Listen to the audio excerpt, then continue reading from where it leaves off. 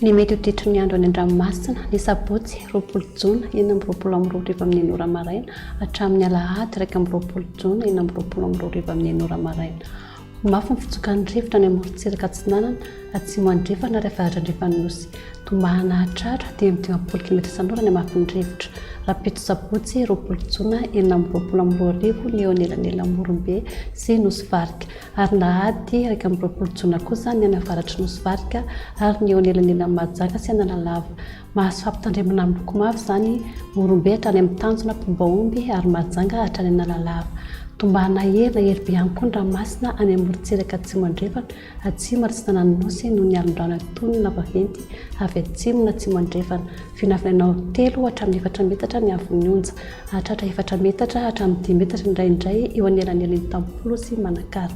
Manomboka rapitso sabotsy 20 jona 4:20 eo anelan'elan'ny morombe sy Toamasina ary ny alahady 1:20 jona 4:20 kosa ny eo anelan'elan'ny Toamasina sy Antalahy.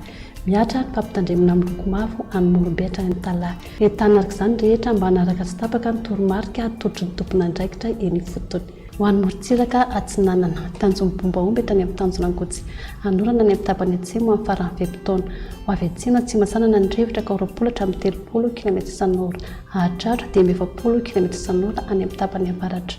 Anonjabe ny ranomasina havin'ny onja rehefa 10 hatramin'ny 2 metatra. Tanjona Angotsy hatramin'ny Manoro. Anorana tandrifondrahona. Ho avy atsimo andrefana ny rivotra amin'ny fiandohan'ny fepitaona ka 10 hatramin'ny 20 km/h.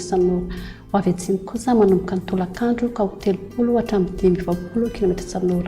Hatratra 10 km/h indraindray. Anonjabe na hery ny ranomasina havin'ny onja rehefa 5 hatramin'ny 10 metatra. Hatratra 3 metatra indraindray any amin'ny tapany atsimo. Manoro hatrany tolanaro. Anorana tandrifondrahona. Ho avy atsimo atsimo andrefana ny rivotra ka 30 hatramin'ny 20 km/h. Hatratra 10 km/h indraindray.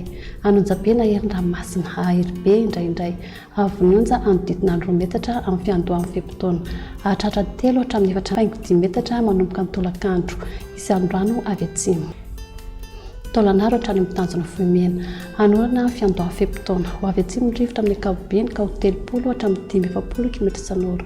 Hatratra 10 km/h rehefa manalavitra morontsiraka. Ahery na hery be ny ranomasina. Havin'ny onja 3 hatramin'ny 10 metatra.